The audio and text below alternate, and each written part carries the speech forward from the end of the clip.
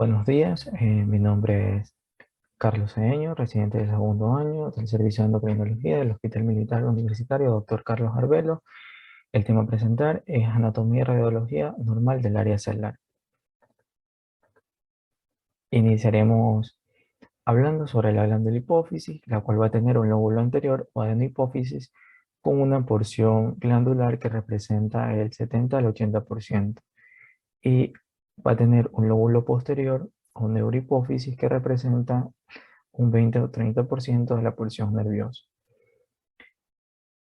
El lóbulo anterior va a tener un origen ectodérmico que deriva de la bolsa de Raque y va a contener hormonas que van a secretar prolactina, hormona de crecimiento, tirotropina, adrenocorticotropina, hormona folículo estimulante y hormona luteinizante. Y un lóbulo posterior que va a derivar de la extensión caudal del neurodiéncefalo, origen compartido con el infundíbulo hipofisiario y núcleos hipotalámicos supraópticos como paraventricular. Este va a almacenar y va a secretar oxitocina y vasopresina. Dentro de lo que es la embriología, tenemos una representación esquemática del desarrollo de la hipófisis. Este es un embrión de aproximadamente 36 días, donde observamos un fondo de saco hipofisiario del estomodeo, donde observamos una evaginación craneal del techo de la boca primitiva. Aquí observamos el divertículo hipofisiario y el estomatodeo del primordio de la cavidad oral. En imagen B observamos el suelo del diencéfalo y el divertículo neurohipofisiario que empieza a formarse. En la imagen C observamos eh, más o menos este tiene 8 semanas el divertículo y pierde su conexión total con la cavidad oral y entra en contacto directo ya con el infundíbulo, que posteriormente en imagen D observamos cómo este tallo del divertículo hipofisiario va a comenzar a realizar una regresión y en imagen E observamos cómo se forma la adenohipófisis, tanto con su lóbulo anterior como en su parte intermedia. En imagen F observamos ya la neurohipófisis con la adenohipófisis. La adenohipófisis que va a tener tres partes: el lóbulo anterior, que es su parte anterior, la parte tuberal y la parte intermedia. Mientras que la neurohipófisis va a tener tres partes: la parte nerviosa, la parte infundibular y la eminencia media.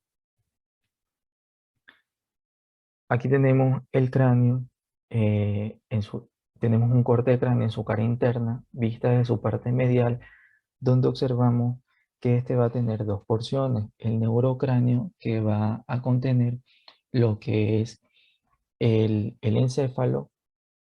Esta cavidad ósea va a proteger y va a contener a lo que es el encéfalo, y el viscerocráneo, que es el sitio de apoyo a los órganos de la masticación, de la respiración y donde se aloja gran parte de los órganos de los sentidos.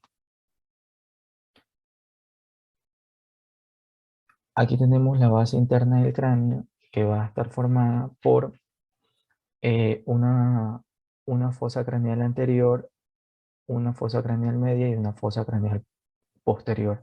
La fosa craneal anterior va a estar limitada en dirección anterior con la cara posterior del hueso frontal y en dirección posterior con el surco supraóptico, el surco prequiasmático y el borde posterior del ala menor del efenoide. En su porción o fosa craneal media, este va a tener o va a estar ubicada entre los bordes posteriores del ala menor del efenoide y la porción superior de la porción petrosa del hueso temporal. Y tenemos una fosa craneal posterior que va a estar limitada adelante por el borde superior de la porción petrosa del hueso temporal, la apófisis clinoides posteriores y el dorso de la silla turca del efenoide, y atrás por la pared craneal posterior.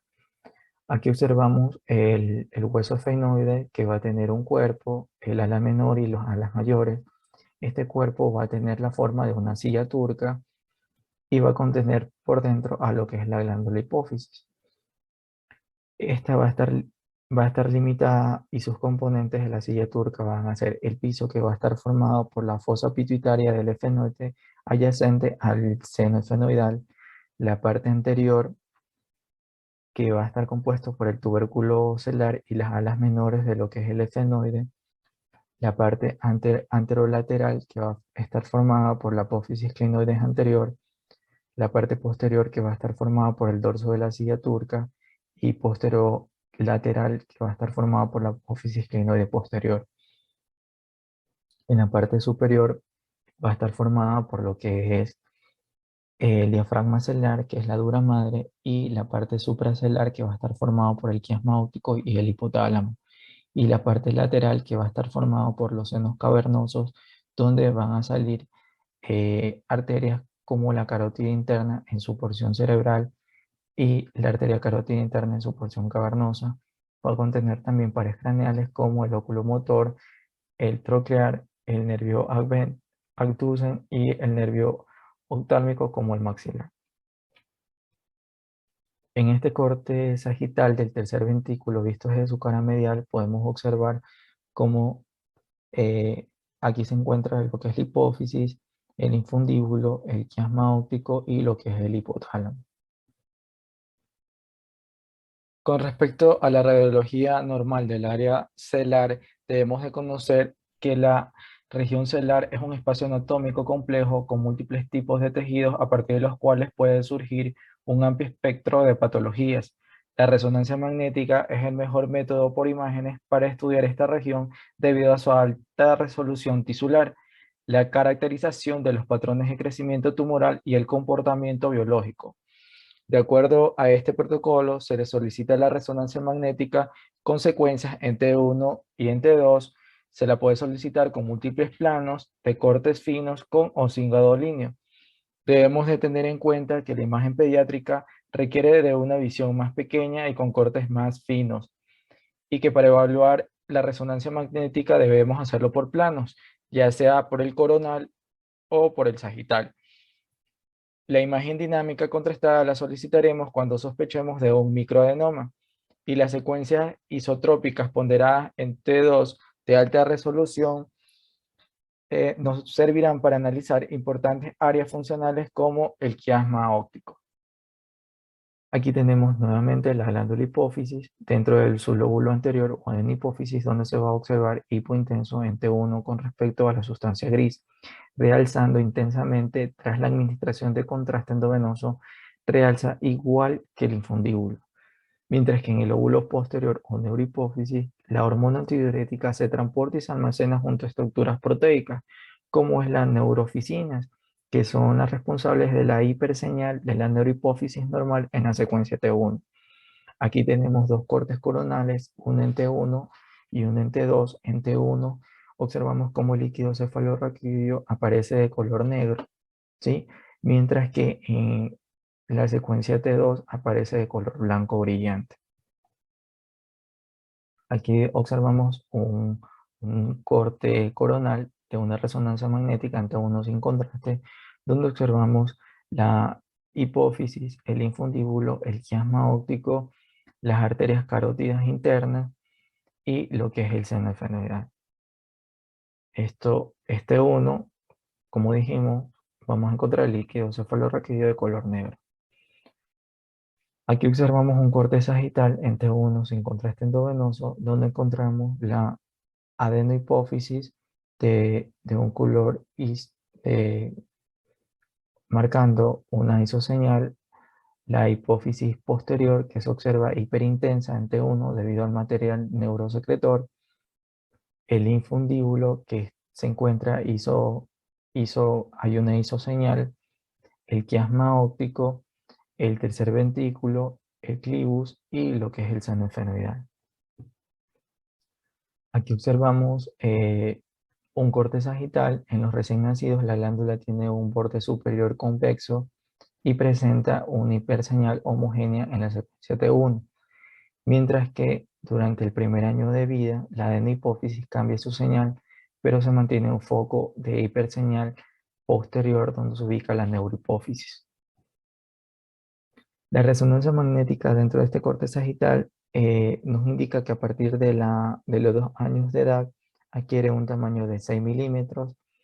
Este se va a mantener durante la pubertad y luego aumenta alcanzando un promedio de 8 milímetros en niños y 10 milímetros en niñas, medidas que se mantienen en los adultos jóvenes. Aquí observamos una secuencia en T1 de la glándula pituitaria, donde observamos la adenohipófisis isointensa y la neurohipófisis hiperintensa. Aquí observamos una secuencia en T2 de la glándula pituitaria, donde observamos la adenohipófisis isointensa y la neurohipófisis levemente hiperintensa. Y aquí observamos una secuencia en T1 con gadolinio, donde la glándula pituitaria muestra un refuerzo normal, incluyendo lo que es el tallo hipoficiario, ¿sí? Durante el embarazo, la hipófisis alcanza su mayor tamaño con 12 milímetros de altura durante el último mes de gestación y en la primera semana posparto. Aquí observamos un corte en la secuencia, un corte sagital en la secuencia T1 en un examen realizado 2 días posterior al posparto. Muestra la pituitaria levemente más intensa que la protuberancia, si lo podemos observar aquí, con un borde superior convexo que ocupa la porción central inferior de la cisterna supracelular. Aquí observamos un corte sagital y un corte coronal en T1 con gadolinio, donde muestra la glándula pituitaria que ocupa la cisterna supracelular por insuficiencia del desarrollo de la silla turca. Aquí observamos una resonancia magnética con un corte sagital en T1, donde encontramos la adenohipófisis separada de la neurohipófisis por un tabique pseudoquístico que corresponde a la par intermedia involucionada inferior a lo que es el tallo hipoficiario, el tallo pituitario. Y por último tenemos la cisterna supracelular que está bañada por líquido cefalorraquídeo que se encuentra superior a la silla turca y a la glándula hipoficiaria. Aquí tenemos el quiasma óptico que se sitúa anterior al infundíbulo, es una extensión anterior-inferior a la base encefálica. Aquí tenemos al infundíbulo hipoficiario que conecta la glándula hipoficiaria con el hipotálamo y los cuerpos mamilares que se van a encontrar por detrás de lo que es el infundíbulo. Gracias por su atención.